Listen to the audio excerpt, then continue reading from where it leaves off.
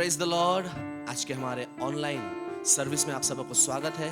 आइए प्रियो, वचन सुनने से पहले हम उस परमेश्वर की आराधना करें, उसकी महिमा करें। प्रियो, वचन में ऐसा लिखा गया है यूहन्ना 3:16 में, परमेश्वर ने जगत से ऐसा प्रेम किया कि उसने अपने एक लौते पुत्र को दे दिया, ताकि जो कोई उस पर विश्वास करे वह नाश ना होगा लेकिन अनंत जीवन पाएगा।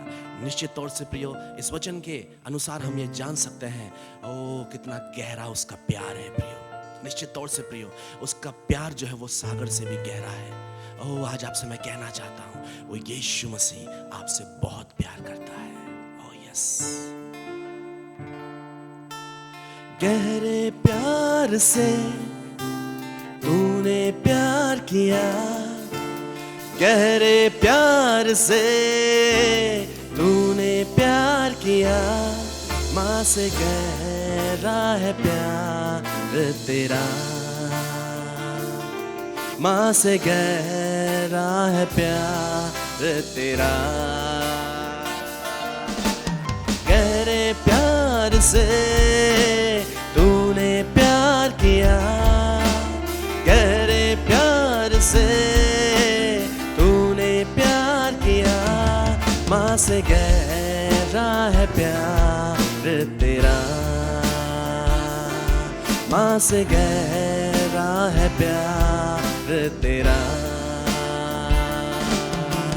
तू धन्य है, सर्वश्रेष्ठ है, तेरे जैसा नहीं और कोई। तू धन्य है, सर्वश्रेष्ठ है, तेरे जैसा नहीं और कोई। Hallelujah, hallelujah, hallelujah, hallelujah, hallelujah, hallelujah, hallelujah, hallelujah. मैं कभी छोड़ूंगा नहीं, तुझे मैं कभी छोड़ूंगा नहीं, तेरे साथ साथ मैं चलूंगा, एक नूर के समान रहूंगा। तुझे मैं कभी छोड़ूंगा नहीं, तेरे साथ साथ मैं चलूंगा, एक नूर के समान रहूंगा। तू धन्य है, सर्वश्रेष्ठ है, तेरे जैसा नहीं और कोई।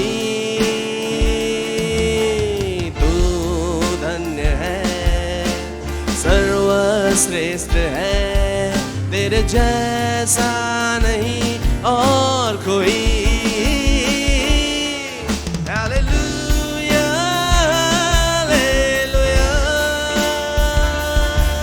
Hallelujah, hallelujah,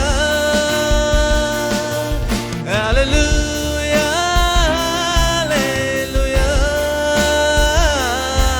hallelujah.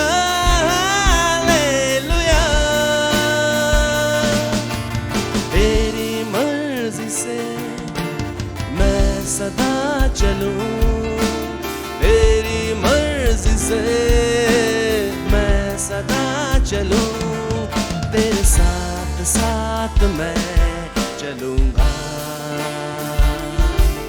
एक नूर के समान रहूंगा।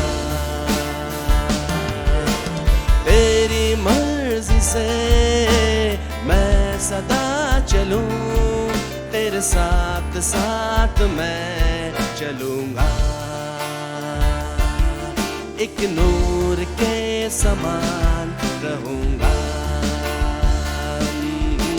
तू धन्य है, सर्वश्रेष्ठ है, तेरे जैसा नहीं और कोई there is none like you. तू धन्य है, सर्वश्रेष्ठ है, तेरे जैसा नहीं और कोई. Hallelujah, hallelujah, hallelujah, hallelujah, hallelujah, hallelujah,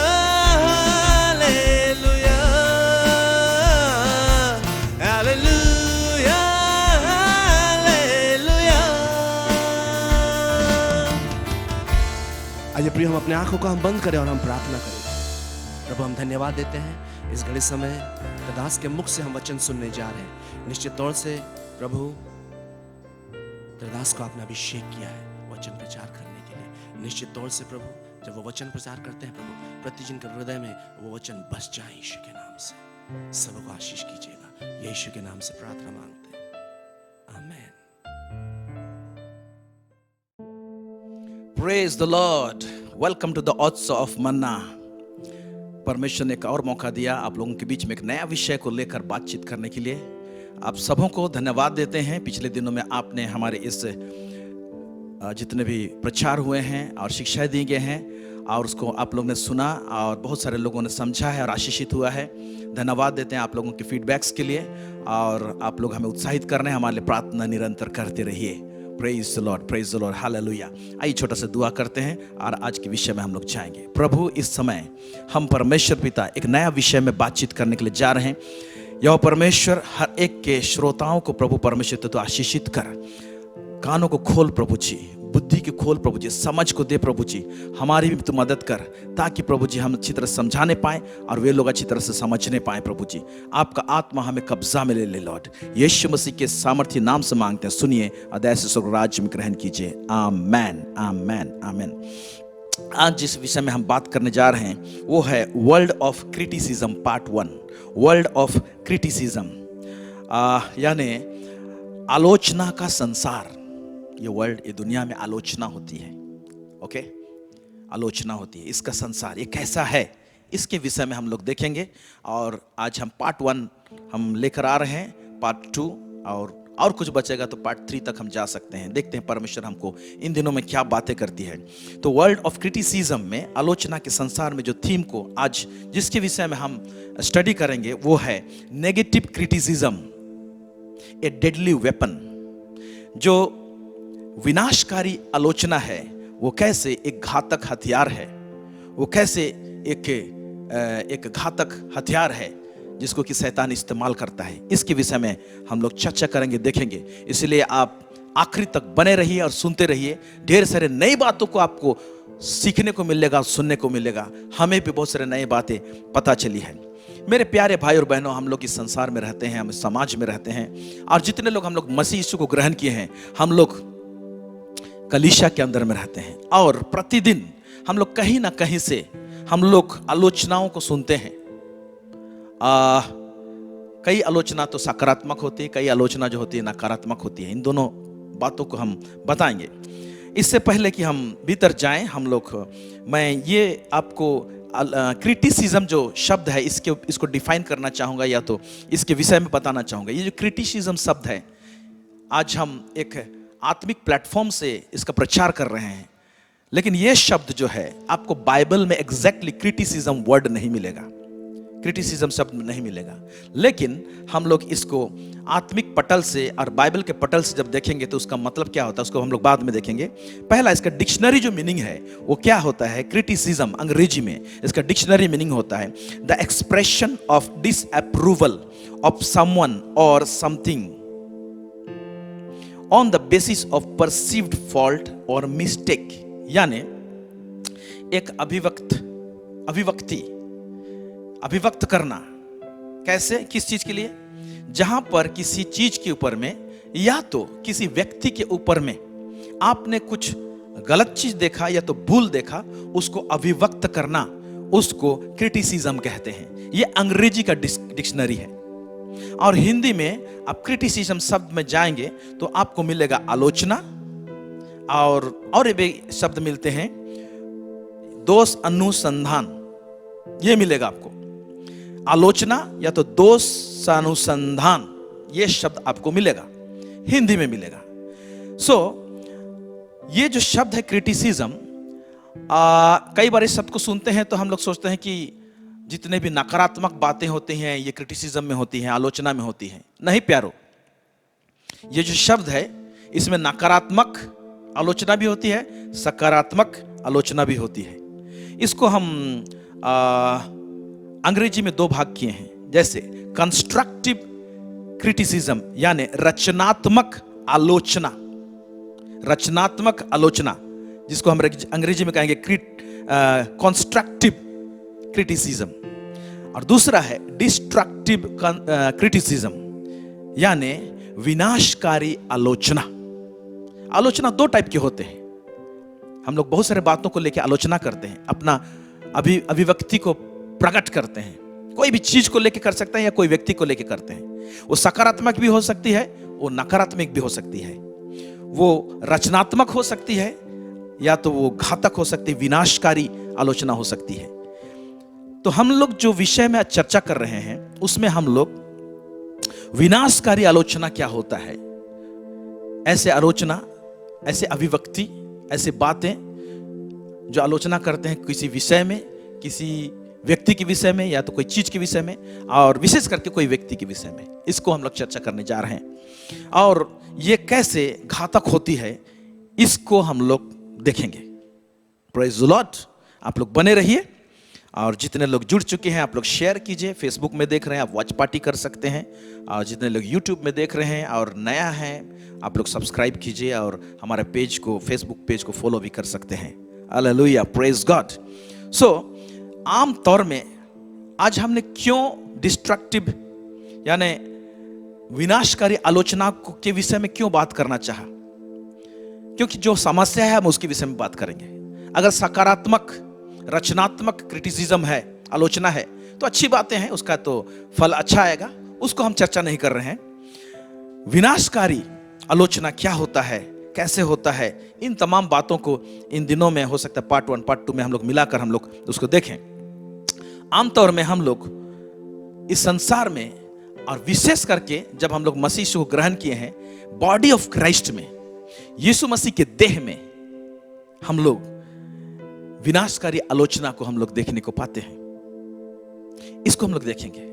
हम बाहर के संसार की बात नहीं कर रहे हैं, वहां तो है बहुत सारे बातें, लेकिन हम लोग कलीसिया के भीतर में भी विनाशकारी आलोचना कैसे होती है, क्या होती है, इसके पीछे कौन सा फोर्सेस काम करती है, कैसे काम करती है, इन बहुत सारे बातें हैं। Praise the Lord, praise the Lord, you are going to learn so many things. तो हम लोग, जैसे कि मैंने कहा, क्रिटिसिज्म शब्द जो अंग्रेजी में है, इसका बाइबल में आपको ये शब्द एग्जैक्टली आपको नहीं मिलेगा। मैंने अभी तक जो ट्रांसलेशन देखा उसमें नहीं मिला। अगर कोई और ट्रांसलेशन में हो सकता है तो मैं बोल नहीं सकता, लेकिन जहां तक है कि बाइबल में ये शब्द आपको नहीं मिलेगा। इस शब्द से जुड़ा हुआ जो मीनिंग है वो मिलेगा आपको। ये शब्द जो डिफाइन करता है वो शब्द आपको मिलेंगे, जो कि बाइबल के पटल से अगर देखें तो हम लोग बोलेंगे विनाशकारी आलोचना का जो शब्द है वो आपको बाइबल में मिलेगा। निंदा करना, दोष लगाना, भूल निकालना, बुराई करना, या तो किसी के विषय में बुरा कहना, ये तमाम बातें जो है, ये शब्द criticism, negative criticism, destructive criticism, विनाशकारी आलोचना के अंतर्गत में ये सब आते हैं। क्या? निंदा करना, दोष लगाना, भूल निकालना, बुराई करना। इसलिए मेरे प्यारे भाई और बहनों, इसको समझने की आवश्यकता है। जब हम लोग कलीसिया में है, बॉडी ऑफ क्राइस्ट में है, मसीह के देह में है, तो मसीह के देह के अंदर ये जो आलोचना है, विनाशकारी आलोचना है, जिसके ऊपर में हम लोग चर्चा कर रहे हैं। हर बार मैं विनाशकारी नहीं कहूंगा, ये टॉपिक है हम लोग उठाए, विनाशकारी आलोचना कैसे होती है। इसीलिए आप लोग, जब मैं आलोचना कह रहा हूं तो समझ लीजिए विनाशकारी आलोचना। विनाशकारी आलोचना जो है कलीसिया के अंदर में जब हम लोग फेस करते हैं, आमना सामना होते हैं, ये एक प्रकार का परसिक्यूशन है, एक प्रकार का ताड़ना है बॉडी ऑफ क्राइस्ट में, जो हमको सहना पड़ता है, मिलता है। और इससे हम लोग सब लोग वाकिफ हैं। हर एक व्यक्ति, जितने लोग इस समय सुन रहे हैं, कलीसिया के अंदर में केवल मैं नहीं, लेकिन आप इसका सामना कर चुके हैं और इसका रिजल्ट भी बहुत भयंकर भी हुआ है और होता है। तो इसलिए आप इन तमाम बातों से आप लोग वाकिफ हैं। आज बहुत सारे बातों को हम लोग इसको देखेंगे। जो लोग इस आलोचना में शामिल होते हैं, मैंने उसको कैटेगराइज किया है। 3 प्रकार के लोग इस विनाशकारी आलोचना में शामिल होते हैं। 3 प्रकार के, और भी हो सकते हैं, लेकिन ये 3 प्रकार के लोग के हिसाब से ये मैंने इसको सामने रखा है। पहला ग्रुप जो है, जो लोग विनाशकारी आलोचना करते हैं, वो कौन सा ग्रुप है? वो लोग आलोचना करते हैं, लेकिन वो लोग को पता ही नहीं चलता कि हम लोग क्या कर रहे हैं। ये एक ग्रुप है। वो लोग आलोचना करते, विनाशकारी आलोचना रहता है, बुराइयां करते हैं, निंदा करते हैं, बहुत सारी बातें करते हैं, लेकिन उन लोग को पता ही नहीं रहता है कि हम निंदा कर रहे हैं। ये एक ग्रुप है। दूसरा ग्रुप जो है, उनको मालूम है कि हम विनाशकारी आलोचना कर रहे हैं, ये जो आलोचना है ये ठीक नहीं है, उनको मालूम है, लेकिन उनको यह नहीं मालूम है कि इसका रिजल्ट क्या होगा, इसका हर्षद क्या होता है। ये एक ग्रुप है। उनको मालूम है कि वो लोग आलोचना कर रहे हैं, लेकिन वो लोग ये नहीं मालूम है कि इसका रिजल्ट क्या होता है। ये एक ग्रुप है। तीसरा ग्रुप है, जिनको पूरी रीति से मालूम है कि मैं आलोचना कर रहा हूं और ये विनाशकारी आलोचना है, और जब करते हैं तो थोड़ा सा भय भी होता है उनके अंदर में, और करने के बाद वो लोग दुखी भी होते हैं। अरे मैं क्या कर दिया, मुझे ऐसा नहीं बोलना चाहिए था, मैंने निंदा कर दिया, मैंने दोष लगा दिया। ऐसे उनको एहसास होता है, और लोग मन भी फिराते हैं और कोशिश करते हैं कि आइंदा मैं ऐसा ना करूं। ये भी एक कैटेगरी के लोग हैं। तो इसको मैंने 3 कैटेगरी इसलिए रखा क्योंकि हो सकता है इसमें से कोई कैटेगरी में हम भी पढ़ सकते हैं, गिर सकते हैं। इसलिए कौन सा कैटेगरी में हम लोग हैं, सारे वचन को सब डिस्कशन करेंगे, जानेंगे, तो पता चलेगा कि हम कौन सा कैटेगरी में हैं। आइए हम लोग आगे बढ़ें। हम लोग जब आलोचना करते हैं और विनाशकारी आलोचना होती है, तो एक बात को जानने की आवश्यकता है कि इस आलोचना के पीछे किसी का हाथ है, किसी का हाथ है। इसके पीछे शैतान, उसके सल्तनत, एविल स्पिरिट्स, मंद आत्मा या तो अनक्लीन स्पिरिट बोल सकते हैं आप लोग। इसके पीछे आत्मिक शक्ति जो है उसका हाथ रहता है, दुष्ट शक्ति का हाथ रहता है। आइए एक वचन को हम लोग पढ़ेंगे।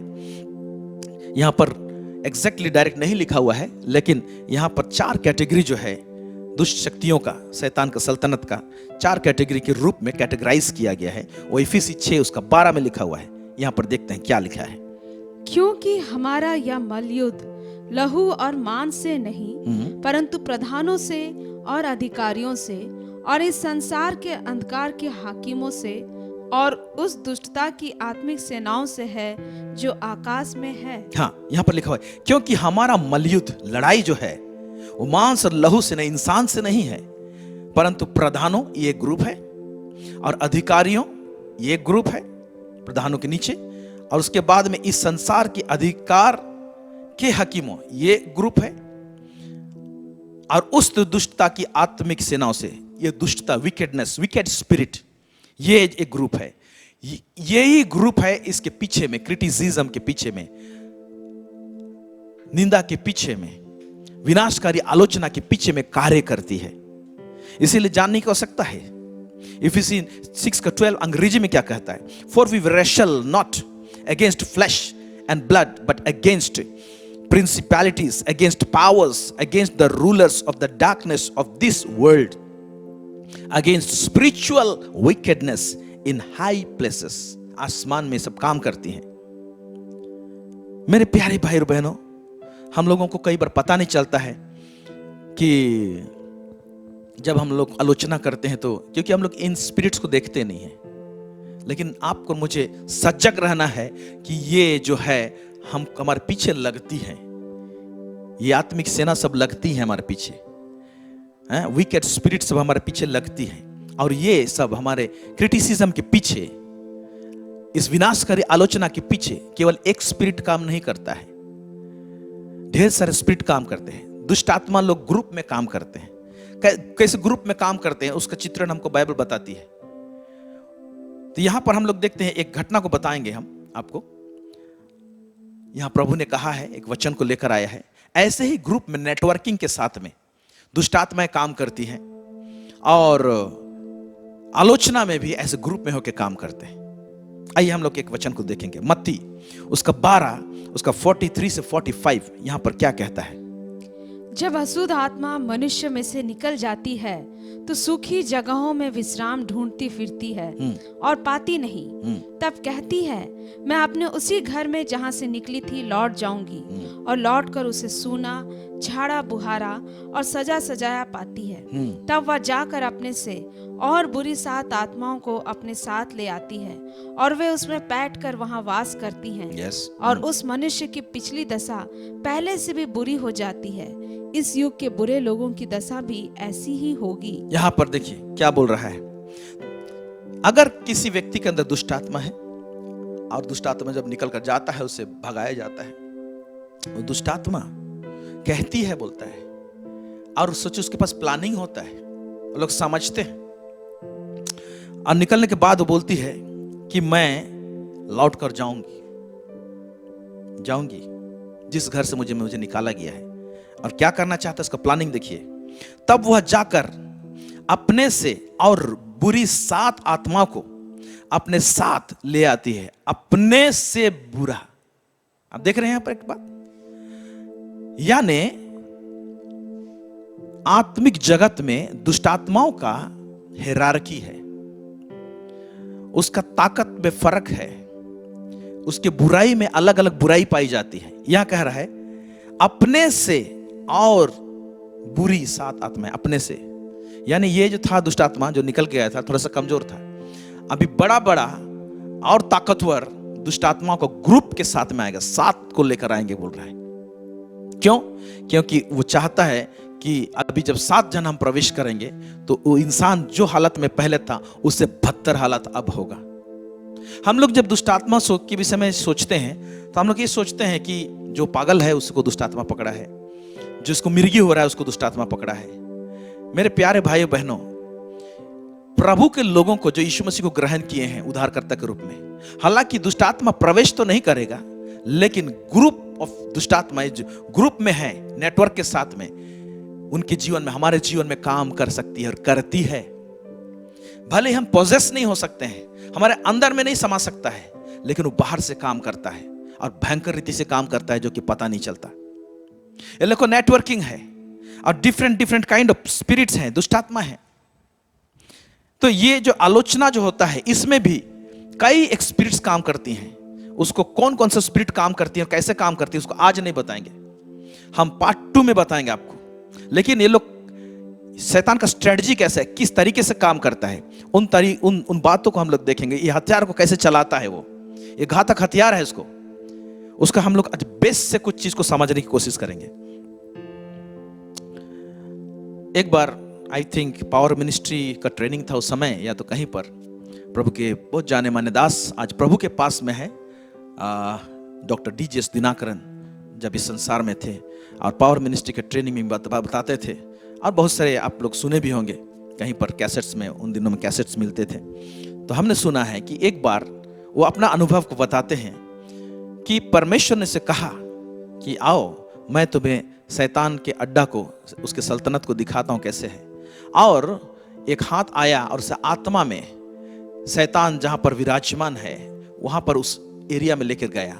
एक स्वर्गदूत, हालांकि एक स्वर्गदूत उसको लेकर गया, वहां पर अगुवाई किया कहता है, और उस स्वर्गदूत मुझे लेकर दिखाता है, और परमेश्वर की उपस्थिति ऐसे थी और उसका हाथ ऐसे था कि ये लोग शैतान के एरिया में घुसे, उसके सल्तनत में घुसे, लेकिन शैतान इनको देखने नहीं पा रहा है, इस स्वर्गदूत को देखने नहीं पा रहा है, और डॉक्टर डीजीएस दिनाकरन को देखने नहीं पा रहा है, लेकिन ये लोग सब कुछ उसको देख रहे हैं। तो कहता है कि शैतान के पास में भी एक सिंहासन है, लेकिन परमेश्वर जैसे नहीं, लेकिन उसके पास में भी एक सिंहासन है। शैतान भी बड़ा ही सुंदर दिखाई देता, ब्यूटीफुल, क्योंकि वो बहुत सुंदर था। कौन? लूसीफर जो गिराया गया, वही आज शैतान है, बहुत ब्यूटीफुल है, लेकिन उसके चेहरे में जरा मायूसी दिखता है, लेकिन ब्यूटीफुल है। पता नहीं कैसे होगा, उन्होंने इसे बताया। वहां पर देख रहे हैं कि ढेर सारे ग्रुप दुष्ट आत्माएं लोग आ रही हैं, अपना रिपोर्ट दे रही हैं, जैसे कि पार्लियामेंट है जैसे, और वो लोग कह रहे हैं ग्रुप में आकर, आपने जो काम दिया था फलना व्यक्ति को ठगने के लिए और उसके जीवन में इस तरह का विनाश को लाने के लिए, हम लोग इतना काम कर चुके हैं, इतना परसेंट बचा है, हम लोग को और थोड़ा सा मेहनत करना है। ऐसे बहुत सारे चर्चा वहां पर हो रही है और फुसर फुसुर हो रही है और वहां पर रिपोर्ट लाया जा रहा है। तो उसने देखने पाया कि वहां पर अलग अलग ग्रुप ऑफ दुष्ट आत्मा है, हत्या करवाने वाला स्पिरिट, चोरी करवाने वाला स्पिरिट, और झूठ बोलने वाला स्पिरिट, व्यभिचार करवाने वाला स्पिरिट। कुछ लोग ग्रुप में हैं, कुछ लोग अकेले आकर रिपोर्टिंग दे रहे हैं वहां पर। इस तरह से लोग काम करते हैं। तब स्वर्गदूत ने कहा कि मैं और एक चीज दिखाता हूं, जैसा उन्होंने चिल्लाया यीशु यीशु यीशु, सबके कान खड़े हो गए और सब इधर उधर भागने लगे। अरे यीशु आ गया क्या, हमको नाश करने आ गया क्या, ऐसे चिल्लाने लगे। यीशु के नाम में सामर्थ्य और ताकत है और शैतान भागती है, दुष्ट आत्माएं कांपती है। Praise the Lord. इसीलिए तो उसका इतना सुंदर नाम को दिया गया है यीशु मसीह को, कि उसके नाम से हर एक घुटना झुकेगी टिकेगी कहा है। Praise the lord, hallelujah. So मैं ये बताना चाह रहा हूं कि आलोचना के पीछे, नकारात्मक विनाशकारी आलोचना के पीछे भी दुष्टात्माओं का नेटवर्क काम करता है। और अलग अलग आत्मा सब हैं, दुष्ट आत्मा सब है। मैं कुछ एक बातों का आपके बीच में लेके आता हूं ताकि आप जाने कि ऐसे अलग अलग कैटेगरी होता है क्या। यस, होता है। आइए हम लोग पढ़ेंगे, सबको नहीं बताऊंगा, सब तो बहुत बड़ा फहरिस्त और लिस्ट आपको बाइबल से मिल सकती है उसको स्टडीज करने से, लेकिन मैं केवल 3 को आपके सामने लेकर आ रहा हूं। पहला हम लोग देखेंगे स्पिरिट ऑफ फियर, भय का आत्मा। दूसरा तीमुथियुस उसका 1 का 7 पद, इसको पढ़ेंगे। क्योंकि परमेश्वर ने हमें भय की नहीं पर सामर्थ और प्रेम और संयम की आत्मा दी है। यहां लिखा, क्योंकि परमेश्वर ने हमें भय की नहीं पर सामर्थ और प्रेम और संयम की आत्मा। भय की आत्मा, सामर्थ की आत्मा, भय की आत्मा, प्रेम की आत्मा, भय की आत्मा, संयम की आत्मा, ऐसे करके समझिए आप। यानी परमेश्वर की ओर से जो आत्मा आई है वो क्या है? सामर्थ की आत्मा, प्रेम की आत्मा और संयम की आत्मा। फिर एक इस लिस्ट में एक नाम है, वो है भय की आत्मा। परमेश्वर भय की आत्मा नहीं देती है, यानी भय का एक आत्मा है। जो भय का जो आत्मा है, स्पिरिट ऑफ फियर जो है, ये शैतान की ओर से आती है, वो रिलीज करता है, उधर से आती है। तो हम लोग देखने पाए कि भय का एक आत्मा है। आप कभी भी डरते हैं, भयभीत होते हैं, जानिए कि वहां पर भय की आत्मा कहीं ना कहीं काम कर रही है। ओके, हम लोग आगे जाएंगे। फिर हम लोग पढ़ेंगे गड़बड़ी का आत्मा। गड़बड़ी का आत्मा आप बाय रेवलेशन आप जानने पाएंगे, ऐसे डायरेक्ट आपको पूरा बाइबल में उत्पत्ति से लेकर प्रकाशित वाक्य में लिस्ट ऐसे नहीं दिया रहेगा। You have to know the things. Okay, गड़बड़ी का आत्मा हम लोग पढ़ेंगे पहला कुरिन्थियों उसका 14 उसका 33। क्या लिखता है यहाँ पर? क्योंकि परमेश्वर गड़बड़ी का नहीं परंतु शांति का परमेश्वर है, जैसा पवित्र लोगों की सब कलीसियाओं में है। कहता है क्योंकि परमेश्वर गड़बड़ी का नहीं परंतु शांति का परमेश्वर है। ओके, जैसा पवित्र लोगों के सब कलीसियाओं में है। तो क्योंकि परमेश्वर गड़बड़ी का नहीं परंतु शांति का परमेश्वर है। परमेश्वर आत्मा है, आप और हम जानते हैं। यूहन्ना उसका 4 का 24 में लिखा हुआ है कि परमेश्वर आत्मा है और चाहता है, ऐसे लोगों को खोजता है जो आत्मा और सच्चाई के साथ में उसकी आराधना करे। यानी हम बोल सकते हैं क्योंकि परमेश्वर गड़बड़ी का नहीं परंतु शांति का परमेश्वर, शांति का आत्मा है। हालेलुया। स्पिरिट ऑफ पीस, इसलिए पवित्र आत्मा को स्पिरिट ऑफ पीस भी कहा गया है। शांति का आत्मा। आप इस लिस्ट को शांति, परमेश्वर का आत्मा जो है शांति का आत्मा है, युक्ति का आत्मा है। आपको आई थिंक इज़ाया का चैप्टर 11 उसको 1, 2, 3 में आप पढ़ेंगे, उसको बाद में आप खोल के पढ़िएगा। ओके, तो मैं ये बताना चाहता हूं कि एक आत्मा है जो गड़बड़ी का आत्मा है। वो गड़बड़ी का आत्मा जो है वो कलीसिया के अंदर में गड़बड़ी करना चाहता है, कंफ्यूजन क्रिएट करना चाहता है। तो ये एक आत्मा है, ये भी ग्रुप में काम करते हैं लोग। ओके, नेक्स्ट और देखेंगे हम लोग कि बहरा और गूंगा आत्मा। इससे आप लोग वाकिफ होंगे, पढ़े होंगे इससे। मरकुस उसका 9 उसका 25 यहां पर क्या कहता है, पढ़ेंगे।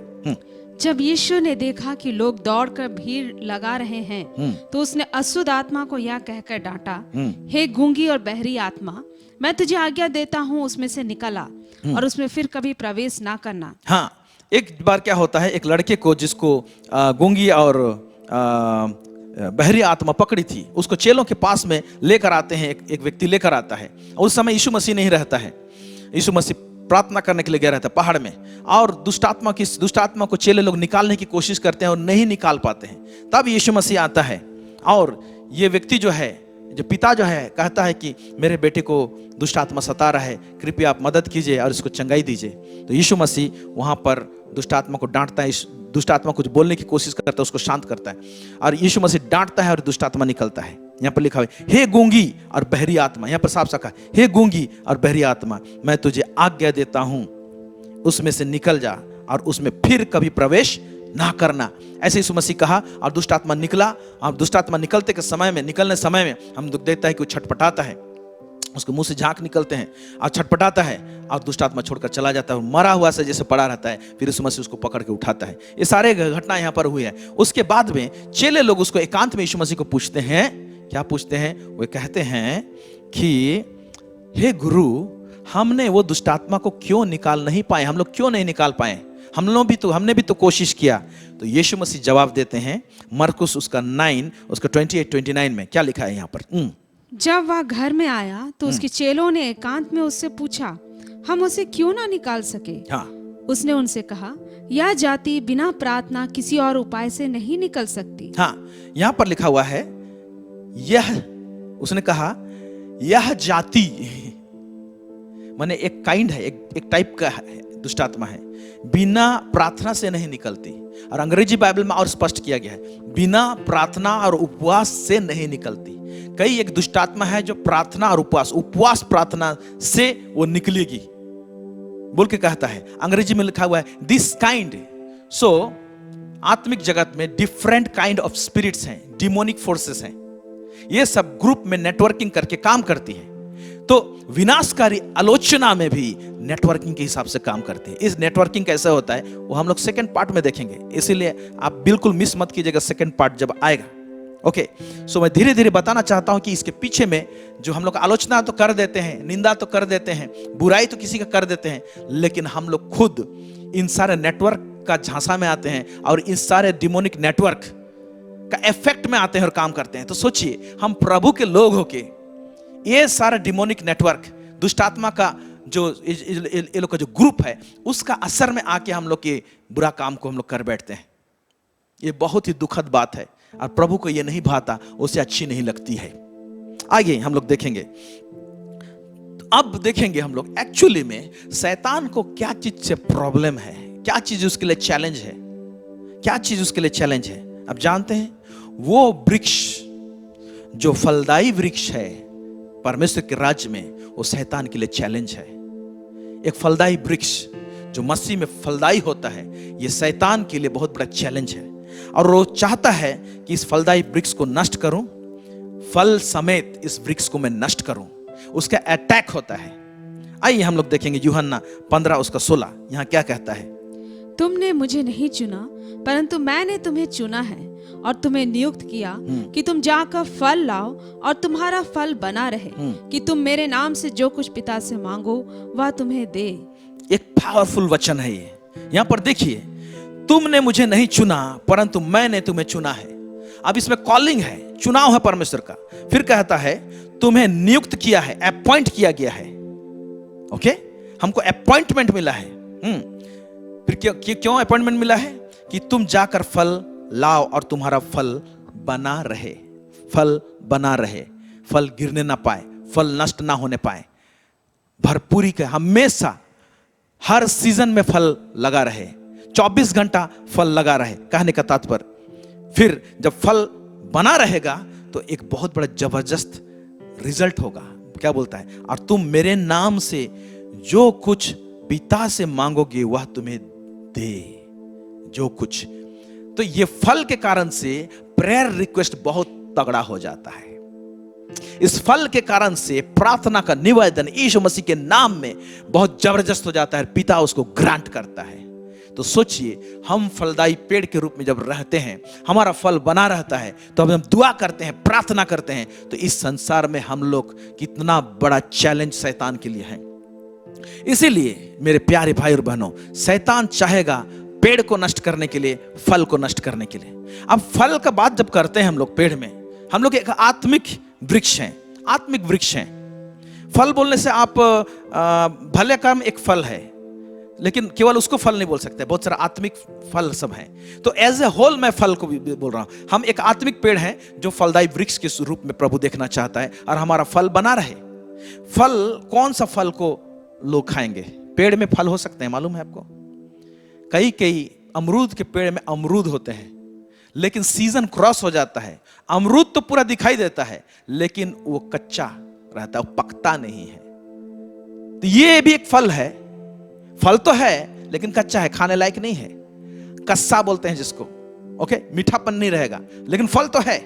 तो ये एक चीज है, यानी ये फल को पूरी रीति से वो फल का जो रिजल्ट होना चाहिए वो नहीं दे रहा है। फल तो है लेकिन मिठास नहीं दे रहा है।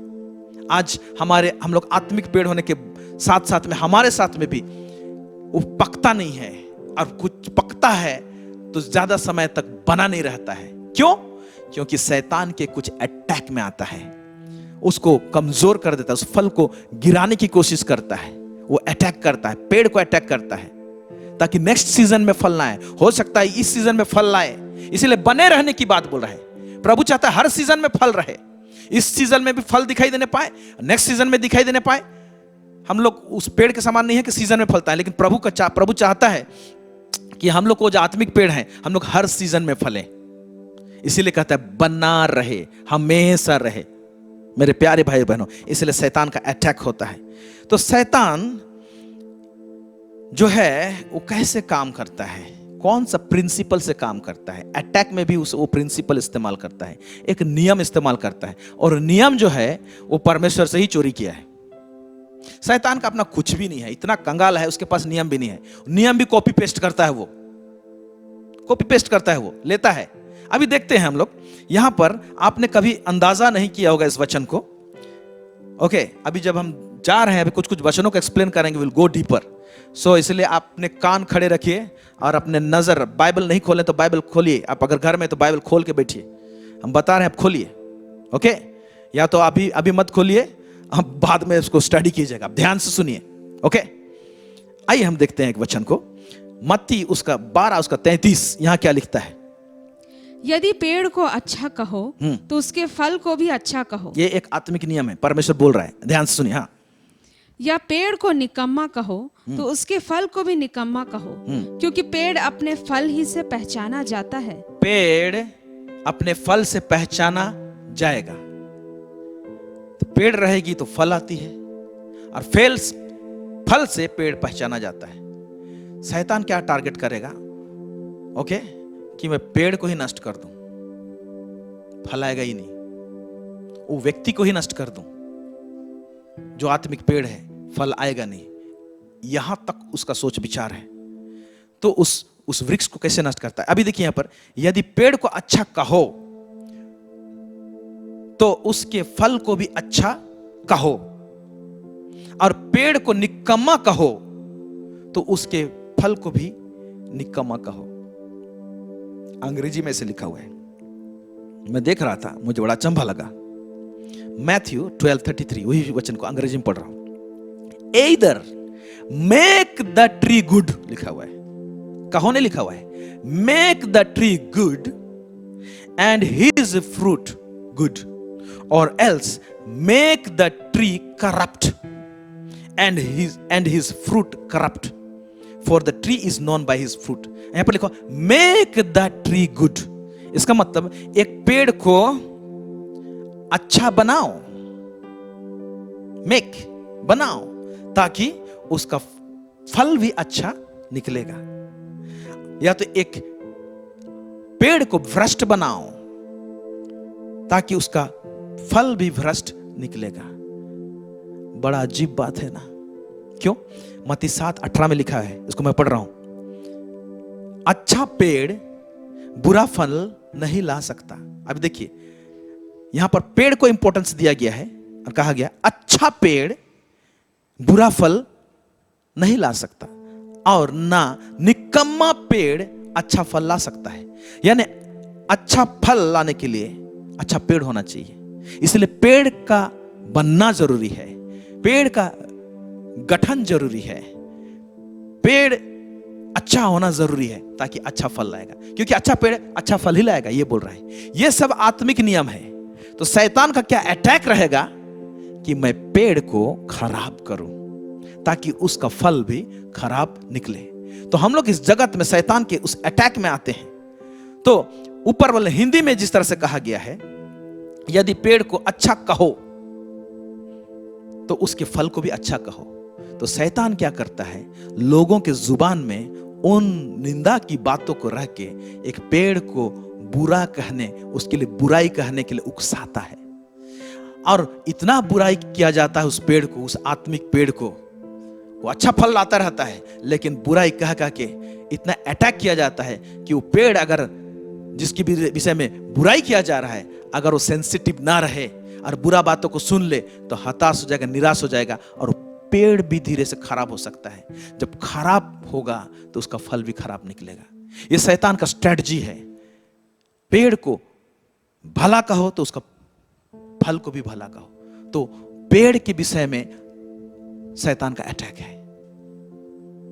आज लोगों को इस्तेमाल करता है, नेटवर्क में काम करते हैं लोग, दुष्टात्मा लोग, ताकि पेड़ बुरा कहा जाए, और होंगी ऐसे। तो इसको क्रिटिसिज्म का वर्ल्ड में, आलोचना में शैतान इसको इस्तेमाल करता है। आइए हम लोग और एक चीज पढ़ेंगे, इसको और थोड़ा सा गहरा से हम समझेंगे कि कैसे अटैक करता है शैतान, कैसे अटैक करता है। यहां पर भी एक प्रिंसिपल को इस्तेमाल करता है, विनाशकारी आलोचना। तो शैतान इस्तेमाल करता है अटैक करने के लिए एक पेड़ को, कैसे, विनाशकारी आलोचना करके। आइए और कुछ नियमों को देखेंगे। ये नियम को हम लोग को नहीं मालूम है, लेकिन शैतान को ये आत्मिक नियम सब मालूम है, और ये नियम सबको इस्तेमाल करता है। हम लोग पढ़ेंगे लैब व्यवस्था, उसका 19 का 19। ध्यान से सुनिएगा अभी जो भाग सब बता रहा हूं मैं, क्योंकि अगर आप ध्यान से नहीं सुनेंगे तो मिस कर सकते हैं। ओके। तुम मेरी विधियों को निरंतर मानना, अपने पशुओं को भिन्न जाति के पशुओं से मेल खाने ना देना, अपने खेत में 2 प्रकार के बीज इकट्ठे ना बोना, और सनी और ऊन के मिलावट से बना हुआ वस्त्र ना पहनना। अभी शैतान अटैक कैसे करेगा इस पेड़ को, ओके, इस पेड़ को अटैक कैसे करेगा, उस संदर्भ को हम लोग देख रहे हैं। तो यहां पर एक नियम है, वो कहा है अपने खेत में 2 प्रकार के बीज इकट्ठे ना बोना। ये तो बहुत साधारण लैब व्यवस्था में है, इसमें कुछ नियम है। इसीलिए हम तो कहते हैं पुराना नियम में इतना सारा भरपूरी आत्मिक नियम सब आप ध्यान से देखिएगा। जितना हम लोग नहीं जानते आत्मिक नियम को, शैतान को मालूम है, उसको कॉपी पेस्ट करके वो इस्तेमाल करता है, क्योंकि नियम है, उसका असर होगा। अब इसी को थोड़ा सा खोल के और एक वचन में बताया गया है, ओके। अपने खेत में 2 प्रकार के बीज इकट्ठे ना बोना, इसका रिजल्ट क्या होगा दूसरे रेफरेंस में दिया गया, वो है व्यवस्था विवरण, उसका 22 का 9 पद में क्या लिखा हुआ है, देखेंगे। अपनी दाख की बारी में 2 प्रकार के बीज ना बोना, ऐसा ना हो कि उसकी सारी उपज अर्थात तेरा बोया हुआ बीज और दाख की बारी की उपज दोनों अपवित्र ठहरे। अब देखिए, जब मिक्स करके बीज हम लोग एक जगह लगाते हैं, बुनते हैं, तो उसका रिजल्ट क्या होता है, बोलता है अपनी दाख की बारी में 2 प्रकार के बीज ना बोना, ऐसा ना हो कि उसकी सारी उपज, देखिए क्या बोल रहा है, उसकी सारी उपज अर्थात तेरा बोया हुआ बीज और दाख, जो बीज आपने बोए हैं, और ऑलरेडी जो दाख की जो बारी है, दाख की बारी की उपज भी क्या हो जाएंगे, दोनों अपवित्र ठहरे, करप्ट हो जाएंगे, खराब हो जाएंगे, जो एक्सेप्टेबल नहीं होंगे। अब ये तो एक पेड़ के लिए बोल रहा है, दिया गया है। मैंने कहा है पिछले दिनों में डिकोडिंग द क्रॉस बता रहा था, स्वर्ग में बहुत सारी चीज प्रतिबिंब के रूप में है, उसको आज इस धरती में इस्तेमाल किया जाता है, लागू किया जाता है, और वहां से हम लोग जानने पाते हैं कि आत्मिक नियम सब स्वर्ग में क्या है। यहां पर पेड़ के विषय में किया गया है, लेकिन ये इसमें एक आत्मिक नियम है जिसको शैतान को मालूम है, वो इस्तेमाल करता है। ओके, कैसे इस्तेमाल करता है, अंग्रेजी में इसको पढ़ देता हूं मैं, ओके, इसी रेफरेंस को, उसमें जैसे अपवित्र ठहरे लिखा हुआ है, तो अंग्रेजी में कुछ और लिखा हुआ है ना, जो शब्द इस्तेमाल किया गया है, thou shalt not sow thy vineyard with diverse seeds, lest the fruit of thy spirit, thy seed which thou hast sown, and the fruit of thy vineyard be defiled.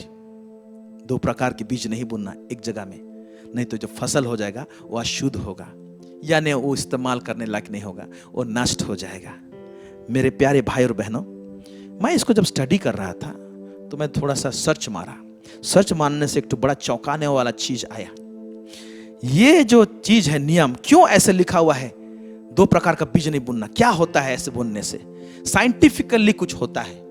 Okay, हम उसको देखेंगे साइंटिफिकली क्या होता है। Biology में हम लोग पढ़ते हैं, क्या बोलेंगे, जीव जंतु के विषय में हम स्टडी करते हैं, पेड़ पौधों के विषय में हम स्टडी करते हैं, बायोलॉजी। ओके, बायो साइंस मतलब life science, bio means life, life science.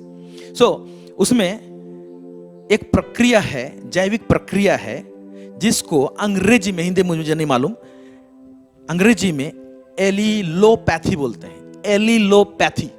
Okay, ये शब्द का मतलब होता है it is a process where an organism releases some harmful chemical. वो केमिकल का नाम है एलिलोकेमिकल्स, which influence the growth, survival, development and reproduction of other organisms. मैं हिंदी में बता रहा हूं, ये एलिलोपैथी जो है, ये एक ऐसा प्रक्रिया है जो जीवाणुओं में या तो पेड़ के साथ भी होता है, जिसमें वो पेड़ या तो जीवाणु एक ऐसा केमिकल छोड़ता है, एक ऐसा रसायन छोड़ता है जो कि दूसरे जीवाणु या तो दूसरे ऑर्गेनिज्म या तो दूसरे पेड़ को असर करेगा। क्या में असर करेगा? उसका बढ़ोतरी में असर कर सकता है, उसको कितना समय तक जीवित रहना है उसको मार सकता है, उसका सर्वाइवल हो सकता है कि उसको 2 साल जीवित रहना है तो वो ऐसा असर करेगा केमिकल की 1 ही साल जीवित रहे, या तो उसका डेवलपमेंट में असर करेगा, या तो रिप्रोडक्शन, उसका प्रजनन में असर करेगा। ऐसा एक प्रक्रिया है। ओके, जैसे कि कुछ कुछ पेड़ सब हैं, walnut tree, pine tree, ferns मतलब एक ऐसा पौधा जो हरियाली रहता है, जिसमें फूल नहीं रहते हैं, ओके, लेकिन हरे पत्ते रहते हैं, छोटे छोटे पेड़ होते हैं, इसको फर्न्स बोलते हैं। ओके, ये पेड़ सब जो होते हैं, ये सब ऐसे ही केमिकल छोड़ते हैं कि दूसरा पेड़ पास में रहेगा तो उसको असर करेगा, उसको बढ़ने नहीं देगा, या तो खत्म कर देगा, मार डालेगा। सनफ्लावर, ओके, सूरजमुखी, ये पेड़ में से भी ऐसे रसायन निकलते हैं। तो ऊपर में जो हमने नियम देखा, उसमें क्या देखा? अगर 2 अलग अलग बीज एक जगह में लगाए गए हैं, तो जब दोनों निकल रहे हैं तो एक बीज जब बढ़ रहा है तो दूसरा बीज से जो फल आएंगे या तो पेड़ आएंगे, वो पेड़ अपने जड़ से या तो उस पेड़ से एक ऐसा केमिकल वो छोड़ेगा, हवा में छोड़ सकता है, जमीन में छोड़ सकता है, जिसके कारण से दूसरा पेड़ को मार भी सकता है, उसके बढ़ोतरी को रोक सकता है, उसको खत्म कर सकता है, उसके डेवलपमेंट को, और उसका रिप्रोडक्शन सिस्टम को खराब कर सकता है, फलदायी होने नहीं देगा उसको। इसी को कहते हैं एलिलोपैथी। इसीलिए परमेश्वर ने कहा कि तुम मिक्स करके 2 प्रकार का बीज एक जमीन में नहीं बुनना। अब ये जो नियम है, इस नियम को शैतान इस्तेमाल कर रहा है स्पिरिचुअल वर्ल्ड में, आत्मिक जगत में वो इस्तेमाल कर रहा है। कैसे? आइए हम लोग देखेंगे। जब इसको मैं समझ में आया तो ये वचन आज पहली बार मेरे जीवन में ये इसका गुत्थी खुला कि क्यों ऐसे लिखा हुआ था। इतने दिनों तक मुझे जवाब नहीं मिला था मेरे प्यारे बहनों। इसको प्रचार करता था लेकिन इस खंड को मैं एक्सप्लेन नहीं करता था, लेकिन आज मैं करूंगा। आइए हम लोग पढ़ेंगे यूहन्ना उसका 15 उसका 1 से लेके 2 पद तक। यूहन्ना 15 उसका 1 से लेके 2 पद तक। सच्ची दाखलता मैं हूँ और मेरा पिता किसान है। जो डाली मुझ में है और नहीं फलती उसे वह काट डालता है, और जो फलती है उसे वह छांटता है ताकि और फले। हाँ, अभी देखिए, सच्ची दाखलता मैं हूँ, यीशु मसीह बोल रहा है, और मेरा पिता किसान है। फिर ये जो शब्द है बहुत इंपॉर्टेंट, जिसको मैंने नहीं समझा था, जो डाली मुझ में है और नहीं फलती। बहुत सालों से क्वेश्चन था कि जो डाली मुझ में है और नहीं फलती, अरे बाबा, यीशु मसीह में जो डाली है कैसे नहीं फलेगी? क्यों नहीं फली? क्योंकि नीचे आप पढ़ेंगे तो लिखते हैं, तुम मुझ में बने रहो, मैं तुम में बना रहूंगा, मेरी बातें तुम में बनी रहेगी और मैं तुम में बना रहूंगा, तो तुम बहुत फल लाओगे, हाँ, तुम मुझ में बने रहो बोल के नीचे लिखा हुआ है। लेकिन यहां पर जो लिखा हुआ है, जो डाली मुझ में है, यीशु बदतमीज कहता मुझ में है, प्रभु में है और नहीं फलती। इसका मतलब कोई व्यक्ति यीशु मसीह में है, जुड़ा हुआ है, लेकिन नहीं फल रही है। क्यों नहीं फल रही है? आज पता चल रहा है कि वो अंडर अटैक है। वो अटैक है, शैतान का अटैक है कि यीशु मसीह में तो है लेकिन नहीं फल रही है। कौन सा अटैक है? ये एलिलोपैथी वाला अटैक है, यानी एक ऐसा बीज उसमें बुना गया है जो पेड़ के रूप में निकल रहा है और जड़ भी पकड़ लिया है, और जिसके कारण से उसमें एक ऐसा स्पिरिचुअल रसायन, आत्मिक रसायन, केमिकल निकल रहा है, वो इंसान में ट्रांसफर हो रहा है, जिसके कारण से बढ़ नहीं रहा है, उसको बढ़ने नहीं दे रहा है, उसको मार रहा है, उसको खत्म कर रहा है, डेवलप नहीं होने दे रहा है, फलदायी नहीं होने दे रहा है। शैतान इस तरह से काम करता है मेरे प्यारे भाई और बहनों। यस, तो कैसे करता है? ये अटैक को कैसे लाता है? हम लोग पढ़ेंगे लूका उसका 8 का 11 मैं पढ़ दे रहा हूं। दृष्टांत का अर्थ यह है, बीज परमेश्वर का वचन है। हम ऊपर से बीज के विषय में देखते आ रहे हैं। 2 प्रकार के बीज एक जमीन में नहीं बुनना लिखा हुआ है। तो अब बीज से तो पेड़ निकलेगा, पेड़ से तो फल आएंगे। तो जब परमेश्वर का वचन बीज है, तो मैं बताना चाहता हूं परमेश्वर का वचन अच्छा बीज है, उसी तरह से शैतान का शब्द और वचन वो भी बीज है, लेकिन वो भ्रष्ट बीज है, वो खराब बीज है। तो शैतान क्या करता है कि हम जब बढ़ने के कगार में रहते हैं, बढ़ते रहते हैं, जब फलदायी होंगे हम लोग, तो परमेश्वर का महिमा होता है। तो इस पेड़ को अटैक करेगा। पेड़ को अटैक करने के लिए क्या करेगा? वो और एक पेड़ लगाने की कोशिश करेगा, और पेड़ लगाने के लिए क्या करेगा? वो बीज बोनेगा, और वो जो बीज है वो भ्रष्ट बीज है। वो भ्रष्ट बीज क्या है? कहां से आता है? वही आता है विनाशकारी आलोचना के द्वारा से, जिसका कैटेगरी क्या है? निंदा करना, किसी का न्याय करना, किसी का भूल निकालना नकारात्मक तरीके से, सही तरीके से नहीं, आलोचना करना, घृणा की बातें करना। ये जो है शब्द के द्वारा से करता है, और इसमें विश्वासी लोग और हम लोग कई बार शामिल हो जाते हैं। हमको पता नहीं चलता है कि हम लोग एक भ्रष्ट बीज को कलीसिया के अंदर में बुन रहे हैं और खराब कर रहे हैं हम लोग। और इसमें केवल एक दुष्ट आत्मा शामिल नहीं होती है, इसमें बहुत सारे दुष्ट आत्मा का ग्रुप रहते हैं। इसको हम लोग सेकंड पार्ट में देखेंगे कि वहां पर क्या होता है जब ये इसका पूरा एक्शन में रहता है। हम प्रिंसिपल्स को देख रहे हैं कि शैतान कैसे स्ट्रेटजी में काम करता है, कैसे वो छलावा इस्तेमाल करता है, उसको देख रहे हैं। हम लोग पढ़ेंगे याकूब उसका 3 का 8 मैं पढ़ रहा हूं उसको। पर जीव को मनुष्य में से कोई वश में नहीं कर सकता, वह एक ऐसा बला है जो कभी रुकती ही नहीं, वह प्राण नाशक विष से भरी हुई है। ये जीव है, प्राण नाशक विष से भरी हुई है। आलोचना जब विनाशकारी हो जाता है तो विष उगला जाता है, बीज बुना जाता है। उस बीज में विष है, एक ऐसा केमिकल है, स्पिरिचुअल केमिकल है, जो जाके दूषित करता है, पेड़ को अटैक करता है। और पेड़ अगर सजग ना रहे तो इसको जब ग्रहण कर लेता है, वो उसे ग्रहण कर लेता है, इस बीज को, इसको हैंडलिंग करने नहीं पाता है, तब वो अटैक में आ जाता है और वो फलदायी होने नहीं पाएगा। इसलिए यीशु मसीह में होकर भी, जैसे ऊपर में हमने पढ़ा, मुझ में है और नहीं फलती, वो काट डाला जाता है। मेरे प्यारे भाई और बहनों, इसीलिए हम लोगों को बहुत सजग होने की जरूरत है। ओके, हम लोग और एक रेफरेंस पढ़ेंगे, इब्रानी उसका 12 का 15 को पढ़ेंगे।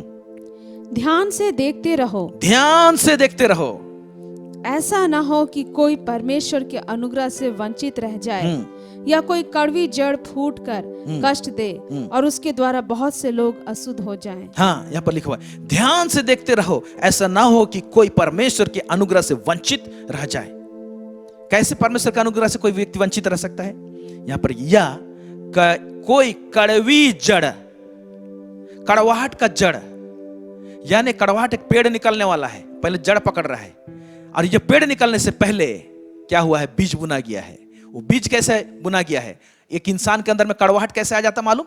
मैं आपके खिलाफ में अगर निंदा करूंगा, मैं आपका नकारात्मक आलोचना करूंगा, मैं आपका विनाशकारी आलोचना करूंगा, तो आपके हृदय में कड़वाहट उत्पन्न हो जाएगी, मेरे लिए हो जाएगी। और वो कड़वाहट जब जड़ पकड़ने लगेगा, वो बड़ा होने लगेगा। जब वो बड़ा होने लगेगा एक पेड़ के रूप में, तो उसमें से जो रसायन आएगा, उसमें से जो केमिकल रिलीज होगा, स्पिरिचुअल केमिकल मैं कहूंगा, वो पेड़ को बढ़ने नहीं देगा। और हम लोग क्या होंगे? फलदायी वृक्ष नहीं होने पाएंगे, हमारा फल बना हुआ नहीं रहने पाएगा।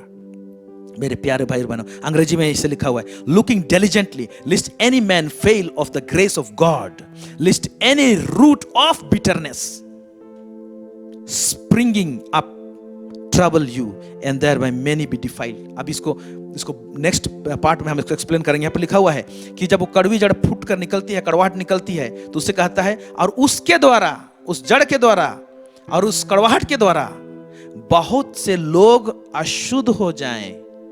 शैतान का स्ट्रेटजी देख रहे हैं?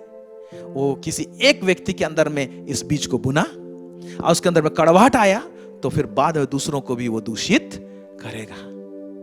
कलीसिया में दूषित होगी, कलीसिया दूषित होगा, कलीसिया में गड़बड़ी होगी, बॉडी ऑफ क्राइस्ट में ये सारा चीज होने होगा। तो मेरे प्यारे भाई और बहनों, इस बात को जानने की आवश्यकता है। ये जो आत्मिक नियम सब मैंने बताया, इसको हम लोग वाकिफ नहीं है, लेकिन शैतान इससे वाकिफ है और इस प्रकार का काम को वो कर रहा है। इसलिए आज हमने देखा कि किस तरह से शैतान इस नियम को इस्तेमाल करता है। नेगेटिव, डिस्ट्रक्टिव क्रिटिसिज्म, विनाशकारी आलोचना इस संसार भर में होती है। आज हमने कुछ बातों को देखा, नेक्स्ट एपिसोड में हम देखेंगे, या तो नेक्स्ट पार्ट में हम देखेंगे कौन कौन से दुष्टात्मक ग्रुप में काम करते हैं और कैसे काम करते हैं। जब आलोचना होती है तो क्या होती है, कैसे कलीसिया को नुकसान होता है, कैसे एक व्यक्ति फलदायी जो वृक्ष है वो कैसे मरता है, कैसे वो दूषित होता है, खराब होता है, कैसे वो भी भ्रष्ट हो जाता है, और जो आलोचना करता है उसको भी क्या नुकसान होता है, जो आलोचना के अंतर्गत में आता है और वो नहीं संभला तो उसको भी क्या होता है। इन तमाम बातों को हम लोग देखने पाएंगे। इसीलिए आप लोग बने रहिए नेक्स्ट पार्ट के लिए और प्रार्थना करते रहिए, ताकि परमेश्वर ढेर सारी बातें आप सब लोगों से करें। इसलिए आज हमने देखा पार्ट 1 में कि जो है नेगेटिव क्रिटिसिज्म ए डेडली वेपन, ये घातक हथियार है शैतान की ओर से। इसलिए आप प्रार्थना करते रहिए, परमेश्वर आपसे बातें कर रहा है और करेगा। अगर हम लोग ऐसे झांसा में हैं, आलोचना के अंतर्गत में हैं, तो मैं उसको भी चर्चा करने जाऊंगा कि हम लोग आलोचना को हैंडल कैसे करेंगे, वो मेरे को इफेक्ट कैसे नहीं करेगा। मुझे मेरे विषय में जब आलोचना हो रही है ना, नकारात्मक आलोचना हो रही है, तो उसको मैं हैंडल कैसे करूंगा, मैं अपने आप को संभाल कैसे रखूंगा, इसको भी हम लोग देखेंगे। इसीलिए आप लोग बने रहिए और देखते रहिए। परमेश्वर आप सबों को बहुत अधिक आशीष दे। आइए हम लोग दुआ करें। सर्वसामर्थी सेनाओं का यह परमेश्वर पिता, इजराइल का परमेश्वर, दाऊद का परमेश्वर, इब्राहिम का परमेश्वर, तेरी स्तुति महिमा प्रशंसा करते हैं लॉर्ड। आज प्रभु परमेश्वर पिता, हम लोग वर्ल्ड ऑफ क्रिटिसिज्म, जिसमें प्रभु जी नेगेटिव क्रिटिसिज्म किस तरह से प्रभु जी एक घातक हथियार है शैतान की ओर से, उस बात को हमने देखा प्रभु जी, और कैसे वो काम करता है, उसका षड्यंत्र सब कैसे रहता है प्रभु जी, उसको हम लोग कुछ देखे। प्रभु हम प्रार्थना करते हैं हम सबों को प्रभु जी समझ दे, ताकि और गहरी और अंदरूनी बातों को हम जानने पाए, समझने पाए, और इस वर्ल्ड ऑफ क्रिटिसिज्म में भी प्रभु हम अपने आप को संभाल के रखें और फलदायी वृक्ष के रूप में हम लोग रहने पाए, हमारा फल गिरने ना पाए, हमारा फल बना रहने पाए। ऐसे तो अनुग्रह प्रदान कर प्रभु जी। सब बातों में आपको महिमा और गौरव देते हैं, यीशु मसीह के सामर्थ्य मधुर नाम मांगते हैं, सुनिए और दया से स्वर्ग राज्य में ग्रहण कीजिए। Amen, amen, amen. Praise the lord. प्रभु आप सबों को बहुत अधिक आशीष दे। Thank you so much.